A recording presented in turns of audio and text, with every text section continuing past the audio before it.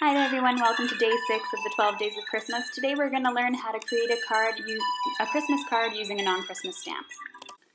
Alright, to get started on today's card, we're going to take a piece of white cardstock and I'm going to cut that at 5.5 inches wide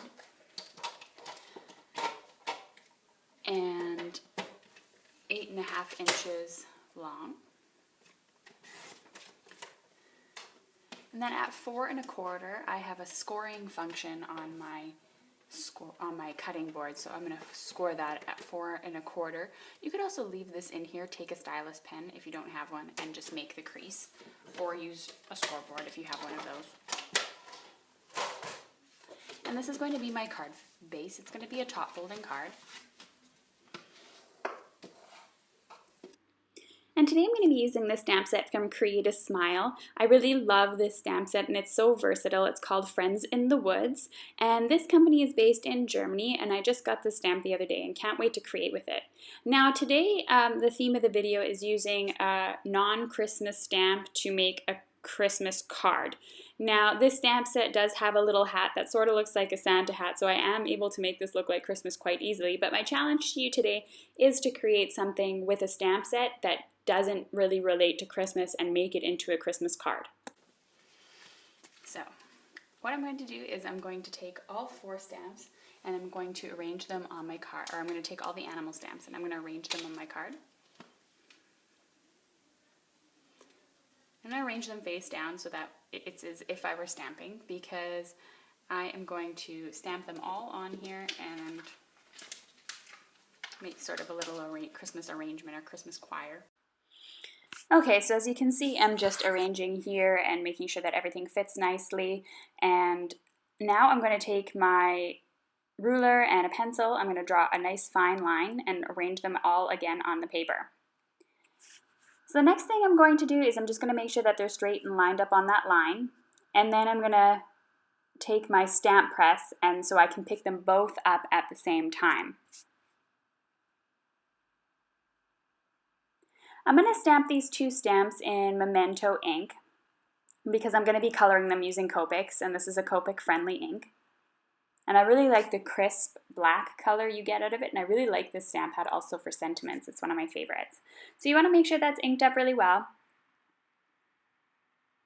And then we're going to stamp directly on the card, and I'm going to try and line it up as best I can with that pencil mark.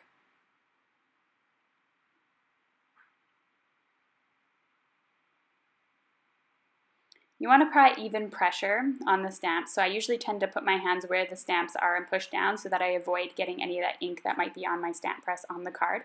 So they're just slightly above the line, which isn't a big deal. Even if the other 2 end up being directly on the line, they're not going to be sort of funny looking. And now the next thing I'm going to do, I'm going to take a piece of Ink-a-Dink-a-Doo stamping masking paper, you could say, after I'm finished cleaning off my stamps here. And I'm going to stamp the beaver and I'm going to stamp the fox once again on the masking paper. Okay, so I'm just going to put them next to each other because I want to save as much masking paper as possible. Okay, and this is the Ink-a-Dink-a-Doo stamping mask paper. I have a sheet here. It's got an adhesive back on it, so I'm just going to ink that up once again. You can use any color, it really doesn't matter, and because we're going to be cutting these out.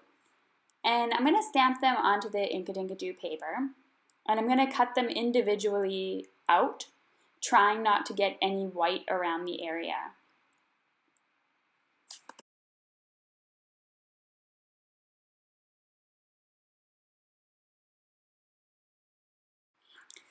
Oh geez, I would love to be able to cut as fast as that just went. Alright, so you're just going to take the masking paper or the stamp. You're going to separate the 2 pieces so you have the adhesive. It's actually not that hard to separate. It's more because of my nails that I have a hard time with it. If you go from the white, try to peel the white off the blue, it ends up being a lot easier. Okay, and you're just going to stick them directly over top of the ones you stamped on your card base. And just remember that because you're coloring with Copic markers, it's most likely going to bleed through your cardstock, so you're either going to have to add a panel to cover that on the inside of the card, or you're just going to have to create a new card base and which is what I ended up doing in the end after I made the video, and just glued that card base onto, or that card front onto a card base, just because I didn't want that bleed through happening. All right, and now I kind of realized that the owl doesn't really fit all that well to make it look like one single stamp that I stamped. So I ended up switching it out for the hedgehog, even though I think the owl is adorable. But then it ended up having to be a decision because I didn't stamp them close enough together, and this kind of created a little less empty space. So I'm going to pick those up once again with my stamp press after I finish lining them all up here, and we're going to stamp those using Memento Black ink. Okay, so now that I have them lined up, I can pick them up both with my stamp press at the same time and stamp those in Memento Black. Again, Memento Black is Copic's. It works well with Copic markers, and it doesn't end up bleeding, so that's one of the reasons why I like to use it.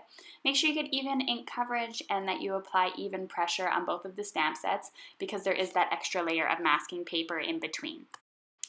Okay, and so I just lifted this off, and now we can take off the masking paper and see our results. What I like to do with these masking paper is I like to take it off and then put it on the back of my stamp set on that plastic part, so that I can peel it off again and use it multiple times, so I don't have to sit here and cut them out all the time if I want to do another masking technique using this stamp set. And I really like masking techniques, so I tend to use them quite often. I think they give a really cool result, and this clean and simple card here I really love. That sort of style and that technique. All right, so now I'm going to get ready to start coloring with my Copic markers, and I'm going to put you on fast mode so you don't have to listen to me talk. But what I did forget to do is I did forget to put the Santa hat. So I am going to put the Santa hat on quickly, and I'm only going to put it on one of the stamp sets. I think putting it on all of them, well, one, it wouldn't really work with this image, and with these images I'd have to mask them off, and kind of it would be sort of complicated. So I'm just going to put it on the beaver because it kind of fits perfectly well on the side of his head.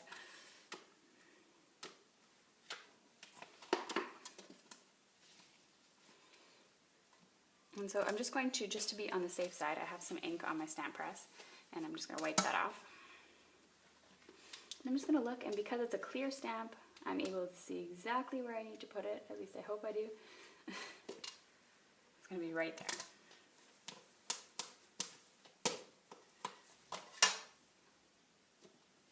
All right, let's get started with the coloring.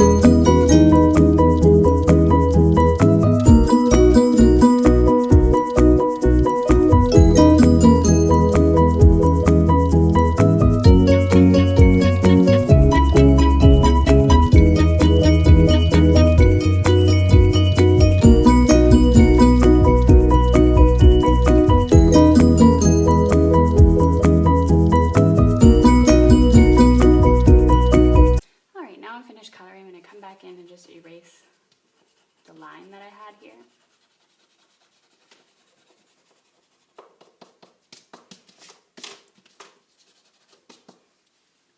And now it looks like you stamped perfectly straight without any help. Alright, so the next thing I want to do is I wanted to add a little bit of brown to the fox. I think it just looks a little too vibrant in next to all the rest of the animals. And that's okay. It's just I don't have a lot of yellow. I mean orange. I only have one orange color, and so it's just a little bit difficult to kind of blend and get it to make a natural look with such a bright, vibrant yellow and orange. All right, I think that looks a little better already. I might go back in and add some more E55. It blends actually quite well, considering it's a completely different color. Once you actually go over it on top of the, I think on top of the orange. I think that's what the key is here, is to put down the orange first, and then it'll blend well. There we go. All right, so the next thing to do is to choose my sentiment. And there's some really clever sentiments on this stamp set, but there aren't really any Christmassy sets. So I just want to grab a sentiment stamp set for this, and I'm going to be using a different stamp. So I just grabbed a Christmas stamp set that I have here, and I'm going to use this Merry Christmas. I like the font on it, and I think it's a fun font that goes well with these little cute animals. And it's also something that's not going to take away from the actual coloring and the stamp set. So I just want to see kind of where I'm going to place it.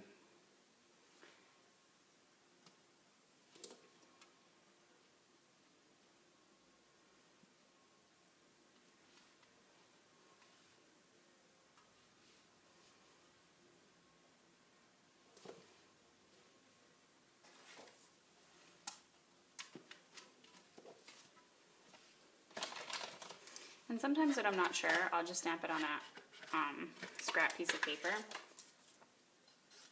And I'll kind of cut it down a little bit and just kind of see how it looks kind of randomly on the page.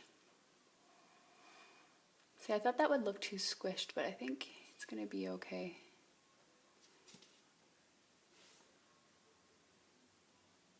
So either here or right here.